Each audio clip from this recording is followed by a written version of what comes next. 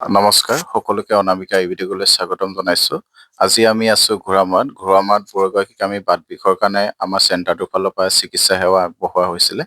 তেখেতে আমাৰ এই চিকিৎসাটোলৈ বহুতখিনি উপকৃত হৈছে বুলি তেখেতে কৈছে আৰু এই চিকিৎসাটো প্ৰায় আজি 2 মাহে হৈছে লৈ থকা।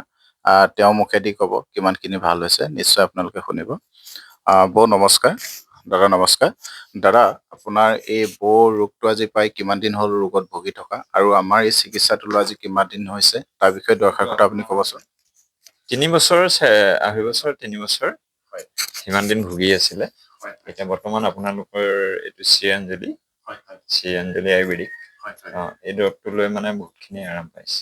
প্ৰায় আজি কিমান দিন হৈছে আমাৰ দৰৱ খাই থকা? এইটো আপোনাৰ 2 মাহ হৈছে। কমপ্লিট হ'ল। তেখেতে আগতে 3 বছৰ ৰোগত ভুগি আছিলে। হয় হয়, আপোনালোকে কিছুমান চিকিৎসা সেৱা কৰি আছিলে। কৰিছিলোঁ আপোনাৰ ডিব্ৰুগড় মেডিকেলত কৰিছিলোঁ। প্ৰায় কিছুমান জেগাত প্ৰায় চিকিৎসা সেৱা লৈ আছিলে। তাৰ পৰা কোনো সুফল পোৱা নাছিলে। সুফল নাই। কিন্তু আজি আমাৰ চিকিৎসালয় এইখিনিৰ পৰা বহুতখিনি হেৰি হৈছে। ঠিক আছে। বৌ আপোনাৰ দৰৱ খাই কেনেকুৱা লাগিছে আগতকৈ? কিমান ভাল লাগিছে? ভাল লাগিছে? লাগিছে ভাল। ভাল লাগিছে? লাগিছে। আজি দৰৱটো কিমান দিন হৈছে? 2 মাহ। 2 মাহ হৈছে। 2 মাহ হৈছে। ঠিক আছে।